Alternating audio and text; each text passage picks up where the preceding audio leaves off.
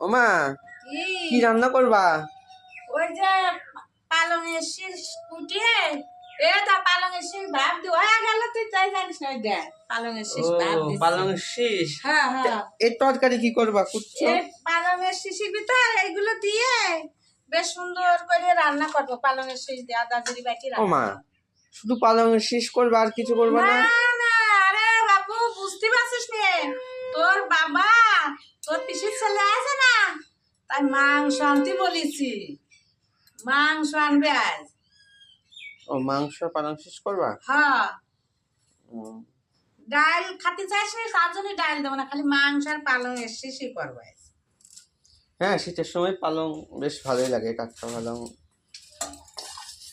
তাড়াতাড়ি রান্না করো, অনেক বেলায় তো হয়ে এই গেল। তো ভাত এই উনুনে দিছি আর পালং এসে ওই উনুনে দিছি আর 2 উনুন ধরা দিছি এক্ষুনি হয়ে যাবে।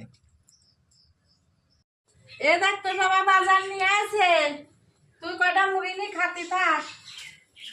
এই যে দেখি কি কি আনেছে আমার পালং এসে কদি বাপ হয়ে গেল তেল।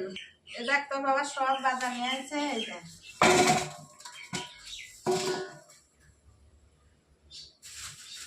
মাংস টাংস সব নিয়ে এসছে এখন আমি তাড়াতাড়ি রান্না করিনি ঠিক আছে ঢেলিনি গ্যাসটা অফ করে দিই ঢালা।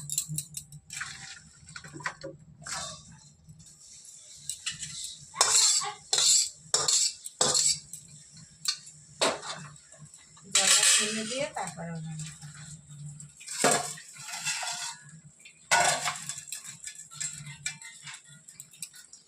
কি সুন্দর হয়েছে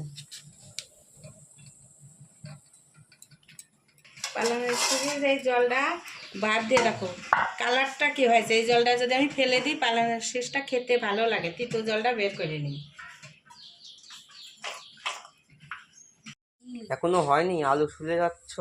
আলু চুলি যাচ্ছে এই যে মশলাগুলো যে রেডি করতে সময় লাগে না এই রসুন চুলতে টাইম লাগে না রসুন আদা এই যে পেঁয়াজ কুচি এই যে ধনিয়া পাতা এই লঙ্কাগুলো গোটা ফেলা টাইম লাগে না এমনি হয়ে যায় মুখ দিয়ে যত বলা যায় তত হয় না করি দেখো কত টাইম লাগে।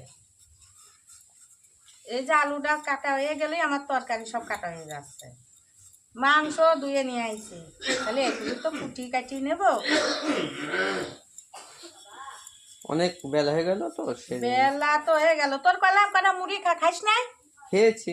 তাহলে আমি তো কিচ্ছু খাইনি তা তো আমার অত খেতে খেতে করছে নি তুই খালি খাই খাই করে যাস। এই যে আলুগুলো কোটা হয়ে গেছে এখন ধুয়ে নিয়ে আসি। এ বাবু তুই মিক্সারটা করে আনি দে না রে বাবু না মিক্সারটা করে দে তাড়াতাড়ি হয়ে যাবে। তাই আমি রান্না করে খাবার দেওয়ার জন্য নিয়ে এসেছি এই যে শীষ পালংয়ের তরকারি করেছি আর এই যে মাংসের ঝোল আর যা কিছু করিনি বেলা হয়ে গেছে এখন খেতে দেবো তাই ভাত মেরে দিই।